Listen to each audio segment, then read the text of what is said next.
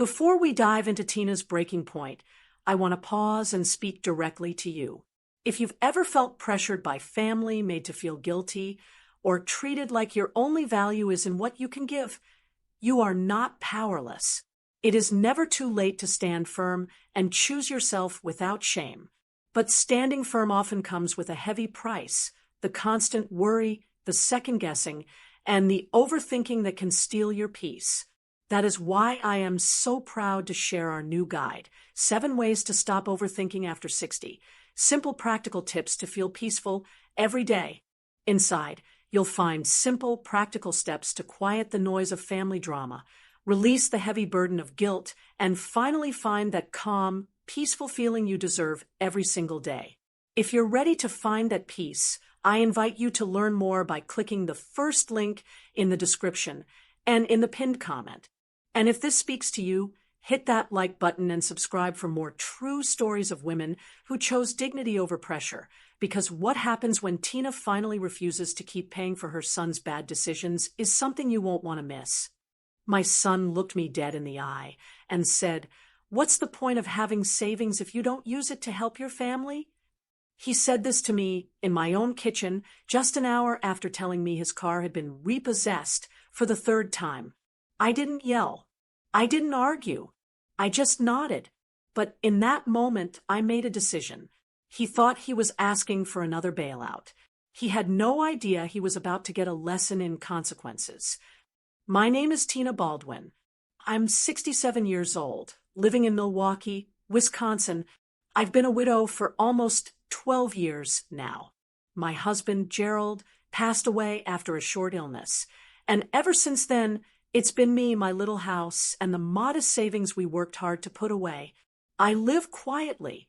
I've got my church circle on Wednesdays. I keep a small garden in the back where I grow tomatoes and peppers, and I like to sit on the porch with a cup of coffee in the mornings. I don't live fancy, but I've always been careful. Gerald and I never had much, but what we did have, we saved. I wanted to make sure that when my working days were behind me, I wouldn't have to depend on anyone. That's why what I'm about to tell you cuts so deep. That sentence my son made is burned into my memory. It was the day I realized I had to stop paying for his mistakes. Howard is 42 now. He married Alice when they were both pretty young, and they've got 2 kids together. Matthew, who's 12, and Leah, who just turned 8. I love those children with all my heart. I'd do anything to make sure they're safe and cared for. But loving them has come with a cost, because their parents have never learned how to live within their means. Howard works in shipping and receiving at a warehouse, and Alice picks up shifts at a diner nearby. They earn enough to live, but the truth is, they've always lived bigger than their paychecks. If they get an extra dollar, it's gone before it even hits their bank account. Credit cards, payday loans, car payments they can't keep up with, you name it. And time after time, I've been the one they turn to when it all falls apart. I can't even count how many times I've paid their phone bills so it wouldn't get shut off, or filled up their gas tank so they could get to work, or covered school fees for the kids because they just didn't have it this week. Each time, it didn't feel like a loan. It felt like me rescuing them. And each time, they promised they'd get on top of things soon. But soon never came. It all came to a head on a Sunday evening not too long ago. Howard and Alice invited me over for dinner. They'd set the table, cooked a roast, and even had a pie waiting in the kitchen. At first, I thought maybe this was their way of saying thank you for all the help over the years. I wanted to believe they'd finally recognized how much I'd given. We sat down, and the kids were laughing and talking over each other. Leah climbed onto my lap like she always does, and Matthew started telling me about his science project. For a moment, it felt like a normal family dinner. But halfway through, Alice put down her fork and gave Howard that look, the kind of look that says, "Go on, tell her." Howard cleared his throat, tapped his glass with his spoon like he was making some kind of announcement at a wedding, and said, "Mom, we've got something we need to share." The room went quiet. He smiled like it was good news. The car got repossessed again. For the third time. The words hit me like a brick. I didn't say anything at first. My heart started pounding. I just stared at my plate while the kids kept eating like nothing was wrong. Howard went on, almost casual. It's the same old story. We fell behind a couple of months, and the bank sent someone out. They came and took it yesterday morning. Alice jumped in quickly. We were both at work, and the kids were at school. By the time we got home, it was gone. We don't know what we're going to do now. I knew exactly what this meant. They weren't just telling me to keep me updated. They were laying the groundwork for another bailout. I could see it in their faces. They expected me to swoop in like I had before and pull them out of the hole. I forced a small smile, though my stomach was in knots. "I'm sorry to hear that," I said quietly. Alice leaned forward, her voice soft but loaded. "Tina, without a car, I can't get to the diner. Howard can't get to the warehouse. The kids can't get to school. We need a solution fast." I nodded, but inside I felt cold, because I'd been here before. The first time their car was repossessed, I took money out of the small savings account Gerald and I had worked on for years. I thought it was just a bump in the road. I told myself I was helping them get stable. The second time, I cashed out part of a certificate of deposit early, losing interest I'd been counting on for retirement just to help them get another car. They promised me they'd budget better, that they'd learned their lesson. And now, here we were. Third time. Same story. I looked around their dining room. The walls needed paint. The kids' shoes by the door looked worn down. But Alice had a brand new smartphone sitting right there on the table. And Howard was wearing a new pair of sneakers. They were living as if tomorrow would always take care of itself. Meanwhile, my tomorrows were getting shorter. I drove home after that dinner in silence. When I walked into my little house, I set my purse on the table and just stood there. The quiet hit me. I thought about my bills stacked neatly by the phone, the careful budget notebook I keep, the garden outside that doesn't cost me more than a few seeds every spring. I thought about all the years I'd said yes when I should have said no, about the vacations Gerald and I never took because we wanted to save responsibly, about how I still check every price tag twice before I buy something just to make sure it fits into my budget. And then I thought about my son's words again. What's the point of having savings if you don't use it for family? That was the moment something shifted in me, because the point of having savings is simple. It's so you can live with dignity when you're old. It's so you don't become a burden to your children. It's so you can breathe easy knowing you've got enough to cover the unexpected. And I realized if I didn't stop now, if I didn't put my foot down once and for all, I would spend the rest of my life paying for mistakes that weren't mine. I love my family, but love doesn't mean letting them sink me right alongside them. That night, I made a decision, a quiet one, but it was strong. I was done being their financial safety net. And what happened next shook our family to the core. After that dinner, I couldn't sleep. I lay in bed with the lamp off, staring at the ceiling, replaying every time I had opened my wallet for Howard and Alice. The truth is, this third repossession wasn't just an isolated event. It was the final straw after years of letting their problems become mine. The first repossession came 6 years ago. Their minivan had been taken from the driveway while they were at work. Howard called me in a panic. "Mom, they towed the van. I can't lose my job over this." His voice shook, and I remember clutching the phone, torn between frustration and pity. I had a little set aside from my pension after Gerald passed. Money I wanted to keep untouched for emergencies of my own. But that day, I drove to the bank, withdrew what they needed, and handed it over. I told myself it was just once, just a lifeline to help them get steady. But one lifeline turned into another. 2 years later, it happened again. Different car, Same story. Late payments, bills piled too high, and the bank came knocking. This time, I had to pull from a savings account I'd carefully grown. I paid the penalty for taking money out early, but Howard swore up and down it wouldn't happen again. He said they'd learned their lesson, promised to budget, promised to be responsible. I wanted so badly to believe him. I wanted to believe that this was just growing pains, that they'd figure it out. But here we are, a third repossession, and every promise they'd made to change has evaporated like smoke.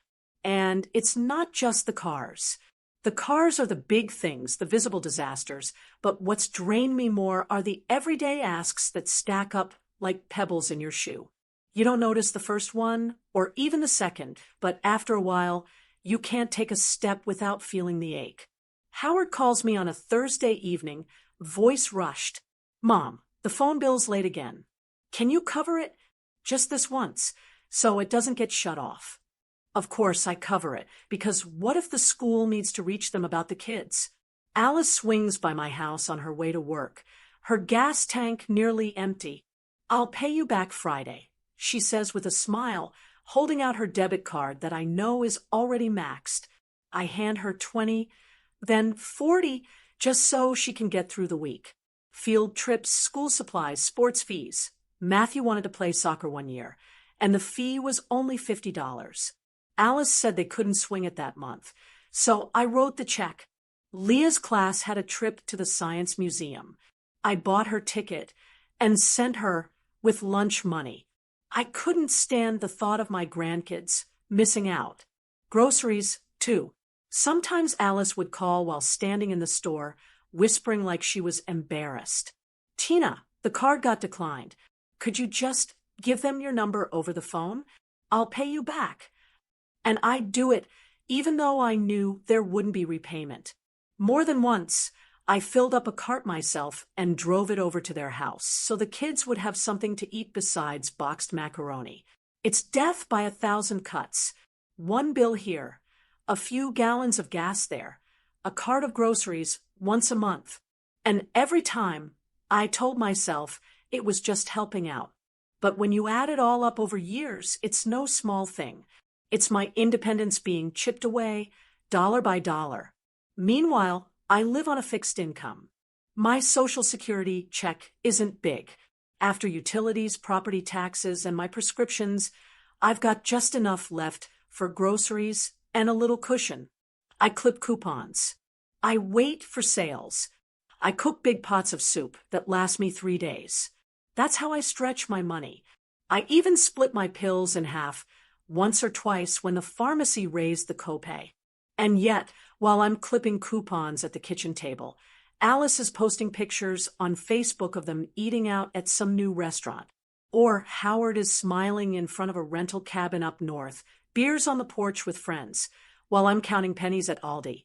They live like tomorrow will magically sort itself out. And then when tomorrow comes and the bills are due, it's me they call. The contrast eats at me, not because I want fancy trips or new clothes. I don't. I just want fairness. I want to know that if I'm making sacrifices, they're at least trying to.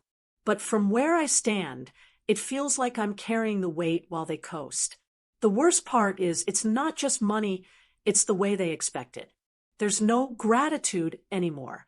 The first few times, Howard said thank you, and Alice baked me a pie. Now it's just assumed. Like the time Alice called from the store about the declined card. She didn't even apologize. She just rattled off my number to the cashier and expected me to say yes. And Howard, he's learned how to twist the knife. He talks about the kids, how they'll miss practice, or how Leah will be embarrassed in class if she doesn't have what she needs. He knows I'll do anything for my grandkids. And he uses that to make me give in. But every time I say yes, a little part of me shrinks. I feel myself disappearing. I remember one afternoon, not long ago, standing in my kitchen with the fridge, nearly empty, because I'd sent 2 grocery bags over to their house the night before. I opened the door, saw nothing but a jar of pickles and half a loaf of bread, and thought, how did I get here? I worked 30 years at the insurance office downtown. Gerald drove trucks, long hours on the road. We pinched pennies, skipped vacations, drove our cars until the wheels practically fell off. Also, we'd have security later. That was the plan. Security. And now, in my later years, I'm living with less so they can live with more. It's not right. That Sunday dinner, when they announced the third repossession, was when the full weight of it hit me. It wasn't just about a car.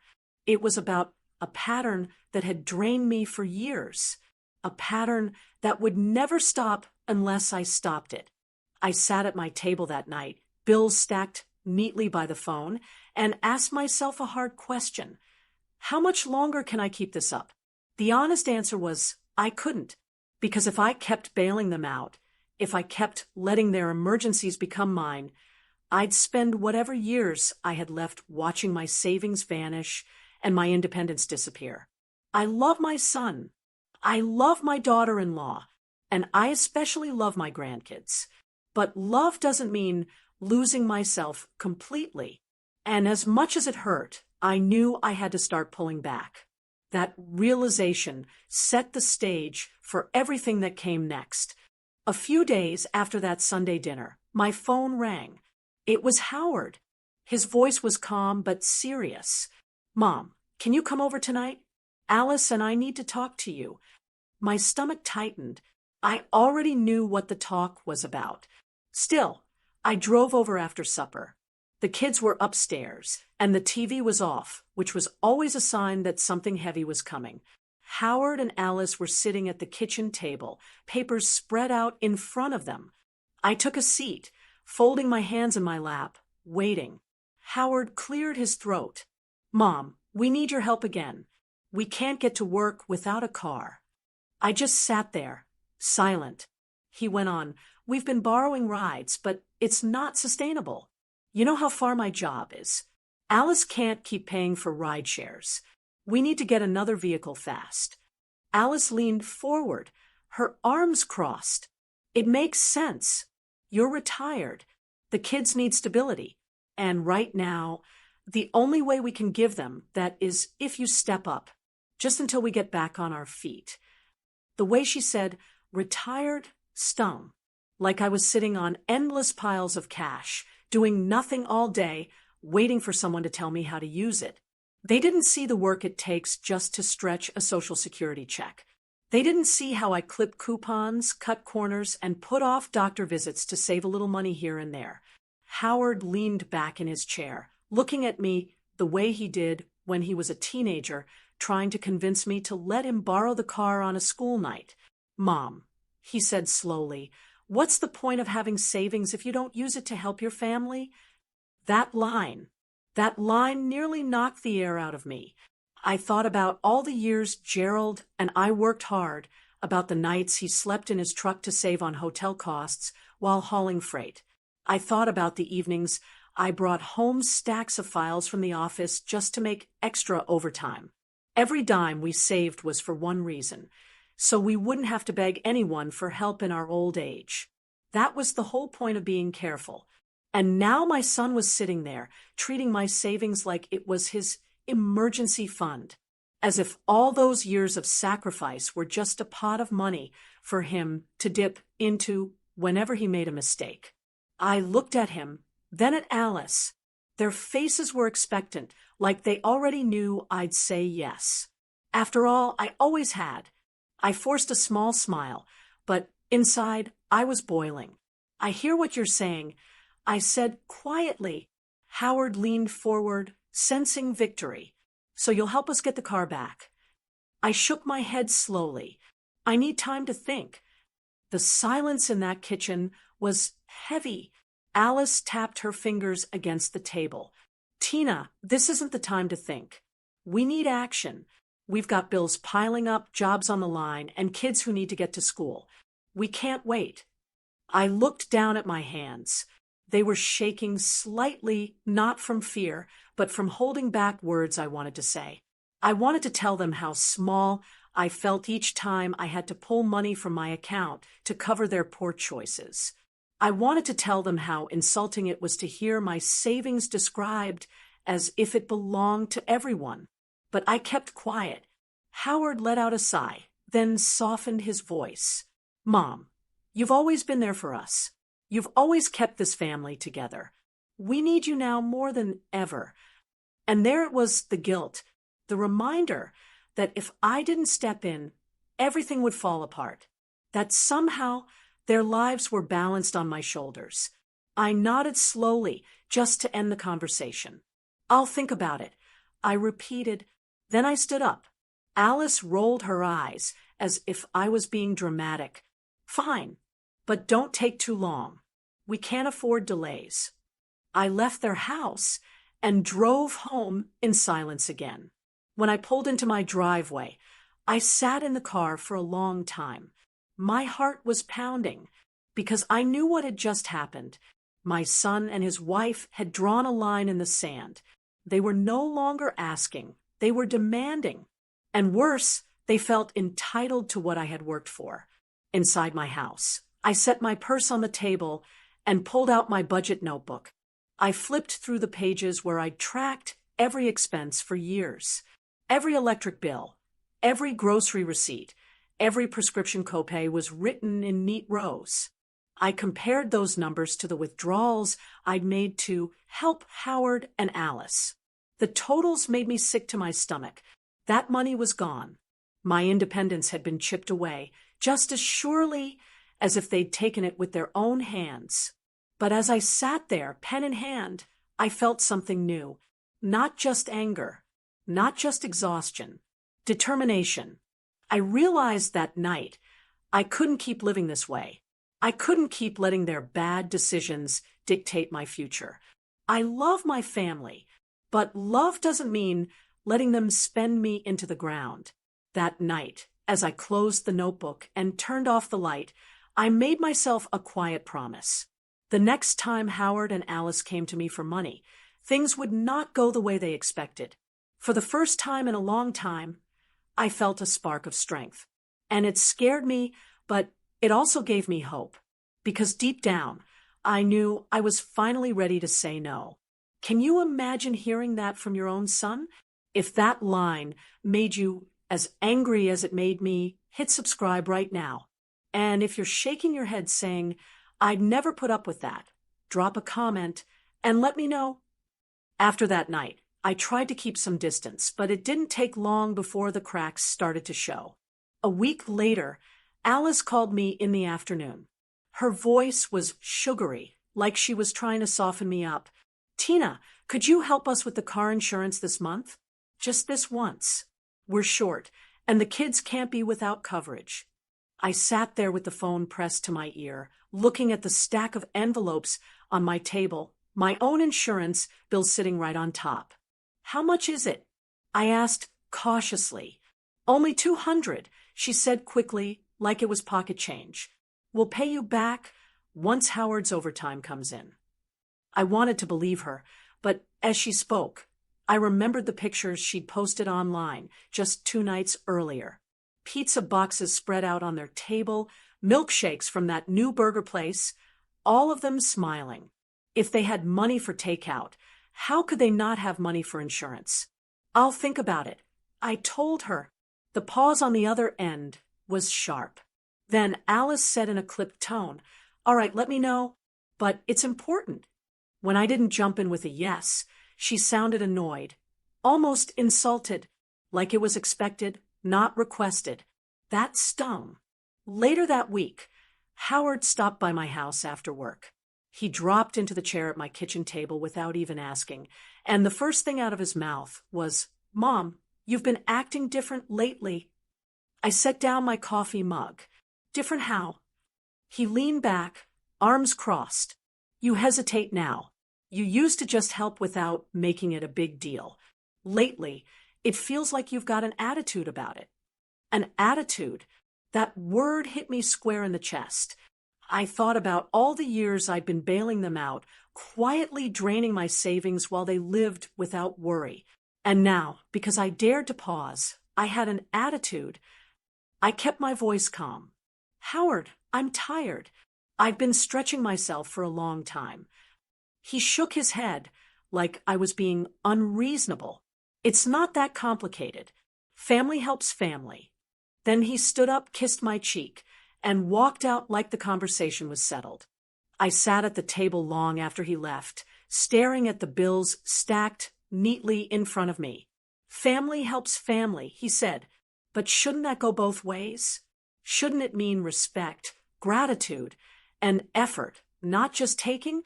The next morning, I was out watering the small patch of flowers by my porch when my neighbor, Janice, waved from hers. She's a retired nurse, a straight talker, and she's become a good friend since Gerald passed.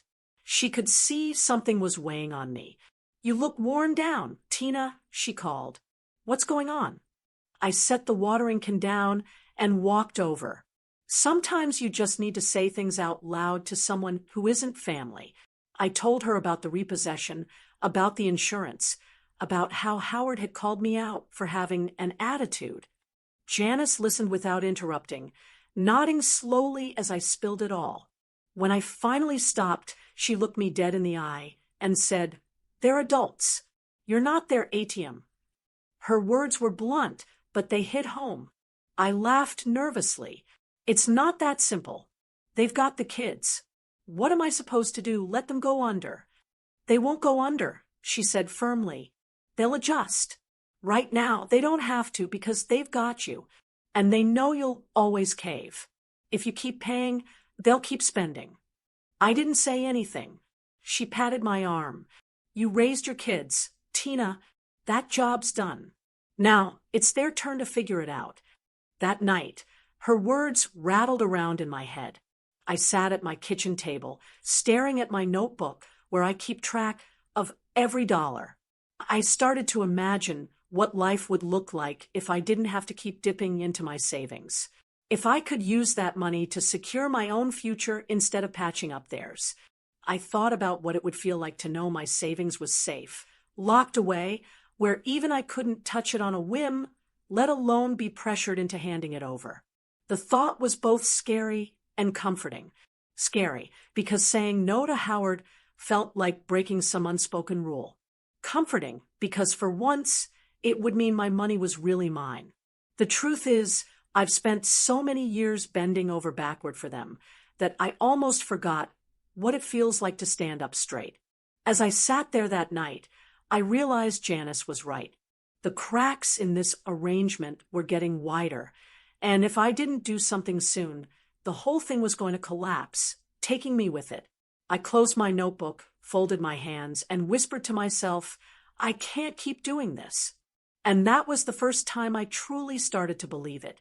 The night after talking with Janice, I couldn't get her words out of my head. You're not their ATM. She was right, and I knew it, but knowing something and figuring out what to do about it are two different things. The next morning, I drove to the public library. It had been years since I'd sat down at one of their computers, but I didn't want to search at home where Howard or Alice might drop by and see. I wanted privacy to think. I typed in financial protection for seniors and started reading. Article after article talked about ways to keep your savings safe. I saw words like annuities, retirement accounts, and certificates of deposit. At first, it was overwhelming, but then one thing kept jumping out at me. A CD, certificate of deposit. I clicked through and read carefully. A CD is where you put your money in the bank for a fixed period, like 3 or 5 years, and you can't touch it without paying a penalty. The money earns interest, but more importantly, it's locked away. That meant if Howard came knocking, I could look him straight in the eye and say, I don't have access, and it would be the truth. The thought gave me a sense of relief I hadn't felt in years. I pulled out the small notebook I always carry and started scribbling numbers. My Social Security check is about $1,700 a month. My little pension adds another $400. That gives me $2,100 before bills. Then I wrote down what goes out: property tax and utilities, about $650. Health insurance and prescriptions, $400. Groceries, $300 if I stretch it. Gas, insurance, and odds and ends, about $250. That leaves me with roughly $500 in breathing room most months. And I've got about $25,000 in savings from Gerald and me. Not a fortune, but enough to give me security if I guard it. I stared at the numbers. If I moved a chunk of that savings into a CD, it would finally be out of reach. Even for me, unless it was truly an emergency. The idea scared me because it meant closing a door I'd always kept open for Howard. But the more I thought about it, the more I realized that door had become a trap. I sat back in that library chair, watching people walk by, and for the first time in years, I imagined a future where I wasn't tied down by their bad decisions. A future where my money was mine, my choices were mine, and my retirement wasn't swallowed up by their debts. I left the library with my notebook full of figures and a new plan forming. That week, the first test came. Alice called, sounding irritated. "Tina, the cable bill is overdue. If it doesn't get paid by Friday, they'll shut it off. Could you just cover it, and we'll get you back?" I closed my eyes and took a deep breath before answering. "No, Alice, I can't cover that one." There was silence on the line, then a sharp laugh. "Really? It's just $70. You can't swing 70. "I have my own bills," I said firmly. "You'll have to figure it out." She huffed. "Well, I guess we'll just sit here without TV then. The kids won't be happy." After we hung up, I sat at my kitchen table, my heart pounding. I'd said no. For the first time in a long time, I had drawn a line. That evening, Howard came by. He didn't yell, but he looked at me like I'd let him down. "Alice said you refused to pay the cable bill. That's unlike you, Mom." I looked at him calmly. "Howard, I can't keep doing it. I've got my own expenses." He shook his head, disappointed. "You've changed. It feels like you don't want to be part of this family anymore." Then he left without even finishing the coffee I'd poured. The guilt hit me hard. I paced around the kitchen, questioning myself. But as the night went on, something else crept in. Relief. For once, I hadn't reached into my wallet. I hadn't drained my savings for something that wasn't my responsibility. And the world hadn't ended. The kids still had food. Howard and Alice still had jobs. Life kept moving. That moment was small, but it was the beginning of something bigger. I realized that every time I gave in, I kept them from learning. But every time I said no, I gave myself back a little piece of freedom. I sat down with my notebook again, looking at the numbers I'd sketched. The plan was clear now. I was going to protect my savings, even if Howard and Alice called me selfish. I couldn't keep trading my security for their comfort. As I closed the notebook, I whispered to myself, "It's time." For the first time in years, I believed it. It didn't take long before my small boundary turned into something bigger. The refusal to pay their cable bill must have rattled them more than I realized, because a few days later, Howard called and asked me to come by after dinner.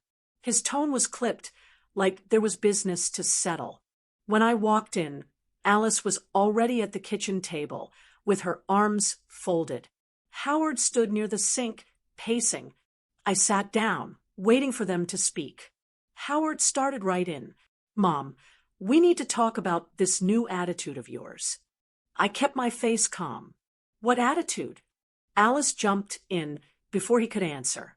"You've been saying no to things you used to help with. The cable, the car insurance, basic things. We do everything for family. Why can't you?" That line hit me like a slap. We do everything for family. I thought of the nights I stayed up late sewing Leah's school costumes because Alice didn't have time. I thought of the field trips, groceries, bills, tanks of gas, all the things I had quietly carried for them for years.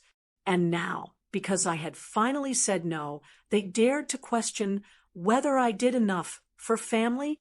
I looked straight at Alice. I've already done more than you know. I've been covering things you don't even realize. But I won't drain myself anymore. Howard's jaw tightened. You're being selfish, Mom.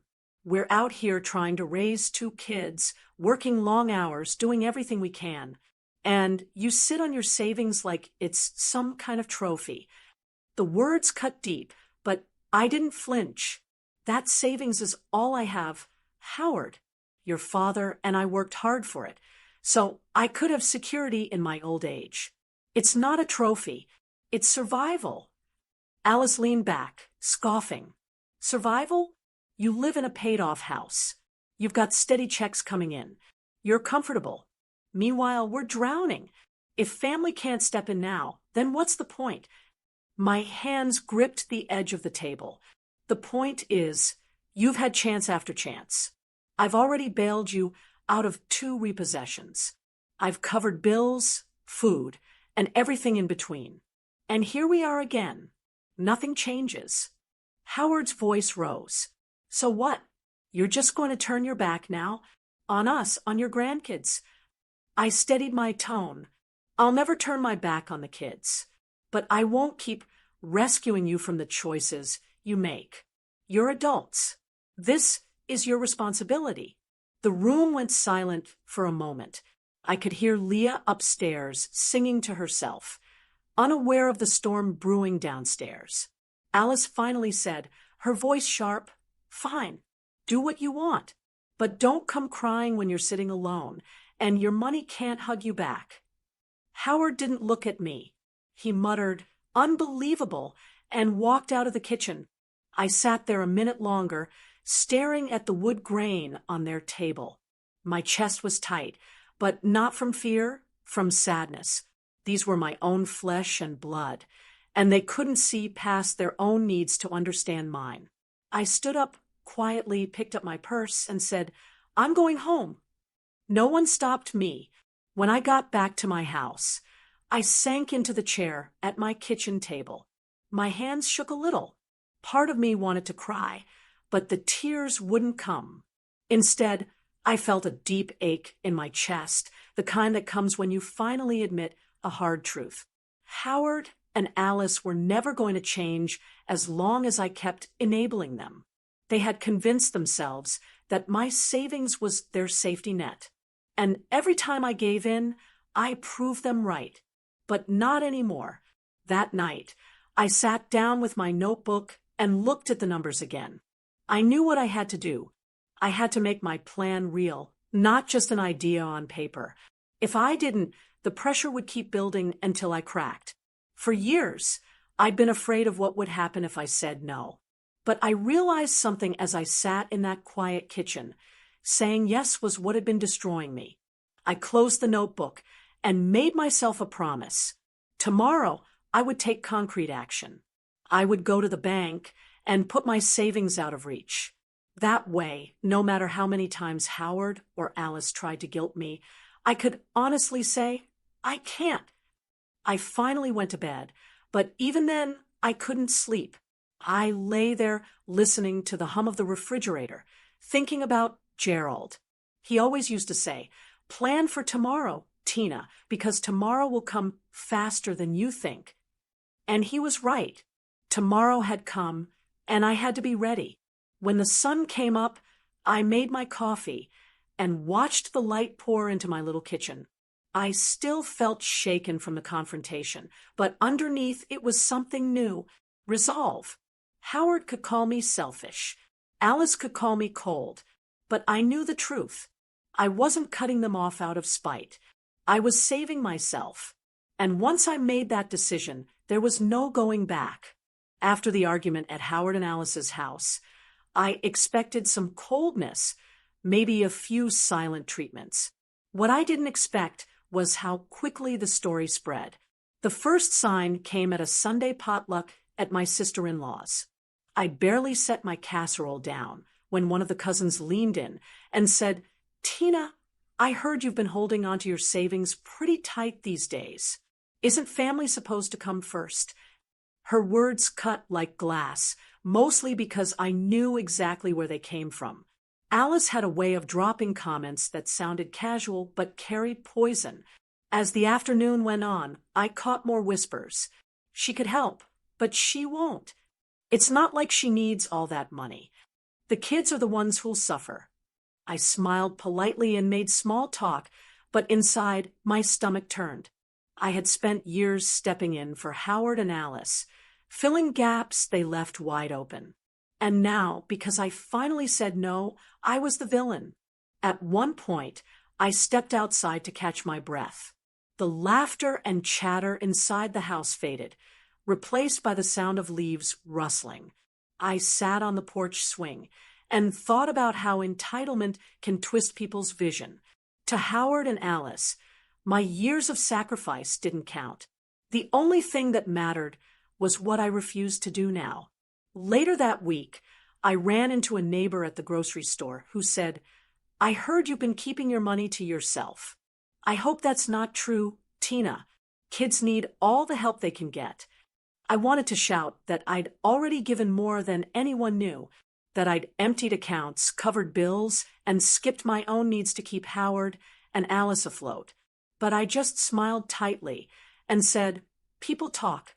That night, when I pulled into my driveway, Janice was sitting on her porch. She waved me over. She must have seen the heaviness on my face, because as soon as I sat down, she said, "All right, spill it. What's eating you?" I told her about the whispers, the way people were looking at me differently, as though I was some greedy old woman clutching her purse strings. I told her how it stung to hear family members questioning whether I cared about my grandkids, when they were the very reason I'd stretched myself so thin for so long. Janice listened, her arms folded, her face steady. When I finished, she leaned in and said, "Let them talk. You've carried enough. If they can't see what you've done, that's on them, not you." Her words settled over me like a blanket. Easier said than done. I admitted. I've always cared what people think. "I know," she said, "but caring has cost you. It's time to care about yourself, for once." I nodded, though the knot in my chest didn't untangle right away. That week, I started noticing the shift even closer to home. Alice barely looked at me when I came by to drop off a bag of groceries for the kids. Howard's tone on the phone grew shorter, clipped. It was clear they had painted me as the problem. But instead of backing down, I doubled down on my plan. I went to the bank one morning, my notebook in hand. I sat across from a woman at the desk and told her I wanted to put a large portion of my savings into a certificate of deposit. 5 years, no access without penalty. She explained the terms carefully, and I signed the papers. Watching her stamp that paperwork felt like closing a door when I knew I couldn't reopen easily. As I walked out of the bank, I felt lighter. For the first time, my money was safe, untouchable. Howard and Alice could beg, argue, even shout, but I finally had a shield. That evening, Janice stopped by with a plate of cookies. We sat at my kitchen table, and I told her what I'd done. She grinned. "Good for you. Now when they come knocking, you can honestly say you don't have it." I smiled for the first time in days. It still hurts, though, hearing them twist things, making me sound like I don't care. Janice reached across the table and patted my hand. "People who are used to taking will always call you selfish when you stop giving. Don't let their noise drown out the truth." Her words stuck with me. Over the next few days, I kept hearing little things, comments from relatives, a cold shoulder here, a half-hearted smile there. But instead of shrinking under the weight, I found myself standing a little taller. Because the truth was simple. I had given until I couldn't anymore.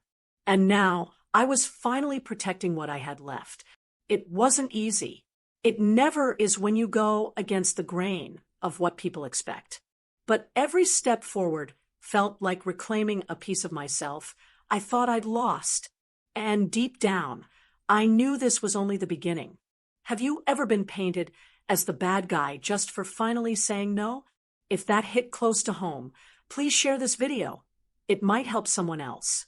And if you think I should have stayed quiet and kept paying, tell me in the comments.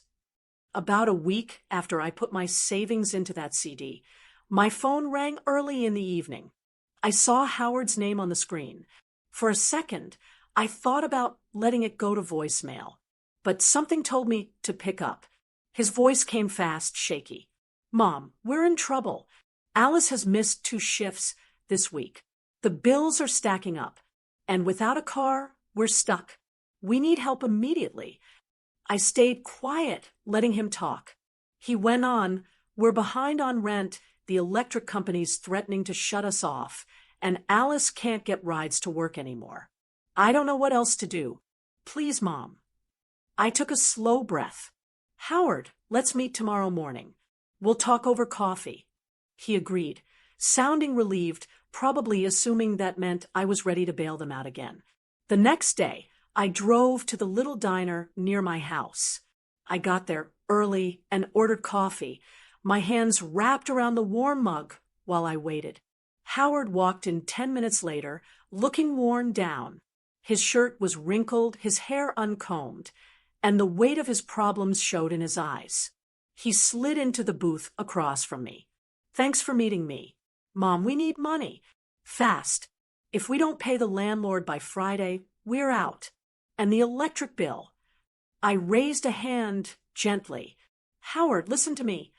He stopped, surprised by my calm tone.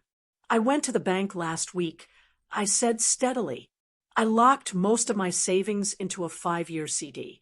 It's for my retirement. It can't be touched." His face went blank, like he hadn't processed the words. "You what?" "I locked it away. That money isn't available anymore. Not for me, and not for anyone else. It's secured for my future." He leaned back, blinking. Then his face darkened. "So you're telling me you made sure we couldn't come to you if things got bad?" I held his gaze. "Yes, because if I didn't, I would have nothing left for myself. I can't keep carrying this load. Howard, it's not sustainable." His hands clenched on the table. "You're choosing money over family." The words were sharp, meant to sting, but I didn't flinch. "I'm choosing survival," I answered softly. "I'm choosing to make sure I don't end up with nothing in my old age. You'll have to manage." He stared at me like I'd grown a second head. "We're drowning, and you're just going to let us sink." I took a sip of coffee, my voice steady. "I'm not letting anyone sink. You and Alice are adults. You can work more hours, cut expenses, find solutions. But it can't come from me anymore." His jaw tightened. "You don't understand how hard it is." "Oh, I do," I said quietly. "I worked for 30 years in that office, stretching every dollar. Your father spent nights in his truck so we could save. We lived without plenty, so we'd have security later. Don't tell me I don't understand hard. I lived it. The difference is I didn't have anyone to bail me out. And I don't regret it because it taught me responsibility." Howard's face flushed. He opened his mouth to argue, but no words came out. Finally, he shook his head. "Unbelievable." I leaned forward slightly. "Howard, I love you. I love Alice. And I adore those kids. But love doesn't mean I destroy myself financially. I've already given more than you realize. This is where it stops." He looked down at his coffee, shoulders slumped. For a moment, I saw the little boy he used to be, frustrated because he couldn't get his way. Then he stood abruptly. "I don't know what else to say. If you're really done helping, then I guess we'll figure it out without you." I nodded. "That's exactly what you'll do." He walked out without another word. I stayed in the booth for a while, sipping my coffee slowly. My hands trembled, not from fear, but from release. Because for the first time in years, I had said no and meant it. It wasn't a fight. It wasn't yelling. It was simple, clear, and final. When I got home, I sat on the porch, letting the breeze wash over me. For years, I had dreaded what would happen if I refused. I thought the world would crumble, that my family would fall apart. But sitting there that evening, I realized something important. The world hadn't ended. Howard was angry, yes. He might even stay angry for a long time. But I wasn't destroyed. My savings was secure, my independence was intact. And for the first time, I felt in control. That night, I slept better than I had in months. The guilt tried to creep in, whispering that maybe I should have helped one last time. But I reminded myself of the truth. One last time never really is the last. It always turns into another and another. Now, I had drawn the line, and no matter how hard they pushed, I wasn't going back. After that talk at the diner, I knew things would never go back to how they were. Howard didn't call me for a while, and Alice barely acknowledged me when I dropped off a bag of groceries for the kids. But instead of feeling guilty, I felt steady. I had made my decision, and I meant it. I set new terms for myself. No more cash handouts. No paying bills that weren't mine. If the kids needed food, I'd bring over a few bags when I could. If they needed shoes, I might buy a pair when I had extra. But I wouldn't hand over money to Howard and Alice anymore. That door was closed. At first, I worried the grandchildren would pull away from me because of it. But to my surprise, they didn't. When I showed up with groceries, Leah wrapped her arms around me and said, "Thanks, Grandma, you always think of us." Matthew carried the bags inside without being asked. Not once did they seem to care that it was food instead of money. To them, it was still love. That reassured me more than anything. The kids didn't measure my worth in dollars. They just knew I showed up, and that was enough. Meanwhile, I started to rediscover pieces of myself I'd pushed aside for years. I spent more time in my garden tending to the tomatoes and peppers. There was something healing about working in the dirt, watching things grow because of my own hands. I joined the book club at church again, something I had quit years ago when Howard always needed me for babysitting or errands. Sitting in that circle of women, sipping coffee and talking about novels, I felt alive in a way I hadn't in a long time. Janice and I started going out for lunch once a week. Sometimes it was just a sandwich at the local diner. Other times we split a salad at the cafe near the library. We laughed about little things, talked about our aches and pains, and even planned a day trip to the botanical gardens. It wasn't fancy, but it filled me up in a way money never could. Howard and Alice, on the other hand, had to face reality. Without me covering every shortfall, they had to adjust.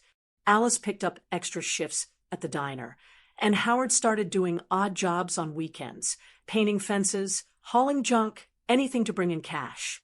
They complained about how hard it was, but I noticed something. They managed. They might not have been comfortable, but they figured it out when they had no choice. They even found a way to get by, without a car for a while.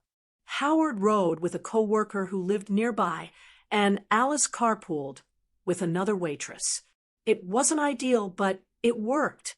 And for the first time in years, I saw them stand on their own 2 feet, even if it was shaky.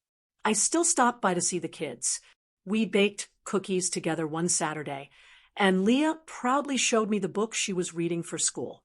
Matthew asked me to help him with his math homework, and when he got the answers right, he grinned from ear to ear. Those moments reminded me why I had drawn the line.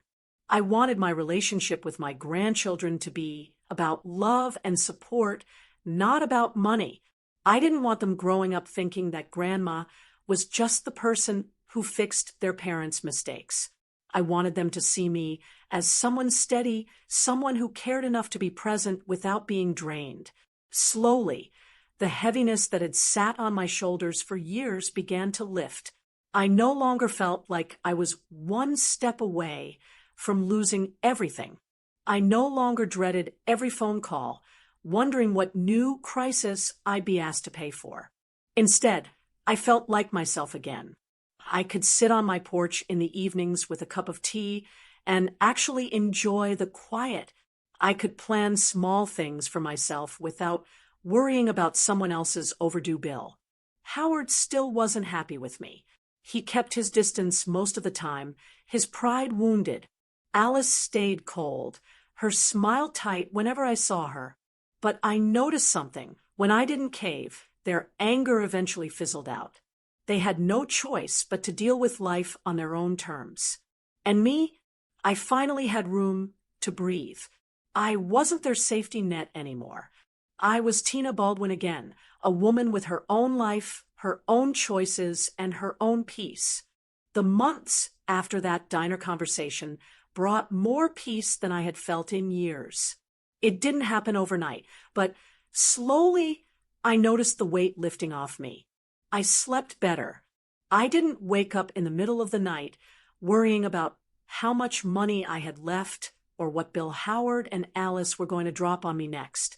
My savings was secure in that CD, and every time I remembered it was locked away, I felt a calmness I hadn't known before. I also started enjoying my independence again. My mornings were mine. I tended to my garden, read the newspaper at the kitchen table, and actually tasted my coffee instead of gulping it down before rushing off to fix someone else's problem. I went back to the book club at church regularly. We laughed, argued over stories, and shared pie afterward. Those evenings filled me up in a way money never could. And once a week, Janice and I kept our lunch dates. Sometimes we just talked about our grandchildren, other times about aches and doctor visits, but it felt good to have that friendship. Howard and Alice managed, even if they didn't want to admit it. Howard kept picking up side jobs, and Alice worked more shifts at the diner. They still complained, but they weren't coming to me with every little crisis. Reality forced them to grow up a little. The grandchildren, though, that's where my heart stayed. Leah still called me just to tell me about her day. Matthew came by one afternoon to rake my leaves, and when I offered him money, he shook his head. "No, Grandma, I just wanted to help." Those little moments reminded me that what I gave them was more important than any bill I ever paid. I kept my visits short and sweet. I'd bring groceries sometimes or a pair of sneakers if I saw them on sale, but I never handed over cash. And you know what? The kids didn't care about the difference. To them, I was still Grandma, the one who listened, the one who showed up, the one who loved them without conditions. One afternoon stands out in my mind. I had just brought Leah home from her choir practice. We were sitting in the driveway, and she leaned over, gave me a hug, and whispered, "I'm glad you're happy now, Grandma." I froze for a moment, caught off guard. "Why do you say that, honey?" She shrugged, a little shy. "You used to look so tired all the time. Now you smile more." Tears welled in my eyes, but I hugged her tighter and said, "Thank you, Leah. That means more to me than you know." That simple sentence from her was worth more than every dollar I'd ever spent. It reminded me that setting boundaries hadn't damaged the most important relationship. It had actually made it stronger. The kids saw me not as someone who was always stressed and stretched thin, but as someone who could enjoy them fully. And that's when it clicked for me. I had raised my children. That job was finished. It wasn't my role to rescue them from their adulthood. Love didn't mean emptying my future to cover their mistakes. Love meant being present, being steady, and protecting myself enough to still be there for the grandchildren in the years ahead. Looking back, I realized I had been afraid for so long.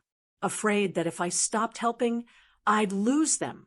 Afraid they'd cut me out, or that the kids would think I didn't care. But the opposite happened. By saying no, I finally said yes to myself.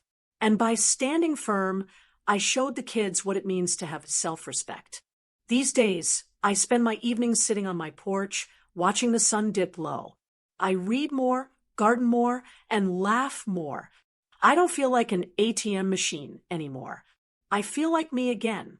Howard still carries some resentment. I can see it in his eyes.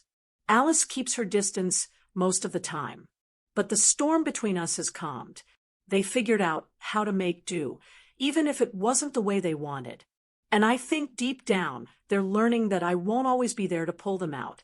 And maybe that's what they needed all along. To anyone listening, I'll say this. Protecting yourself doesn't mean you love your family less. It means you finally love yourself enough to stop being drained. So let me ask you, have you ever been the financial safety net for your kids? Where do you draw the line between helping and enabling? And if you were in my shoes, what would you have done? I'd love to hear your thoughts in the comments. Please like this video, share it with someone who might need to hear it, and don't forget to subscribe to the channel for more stories like mine. Lastly, our new guide, 7 Ways to Stop Overthinking After 60. Simple practical tips to feel peaceful every day is waiting for you in the pinned comment. Thank you for listening.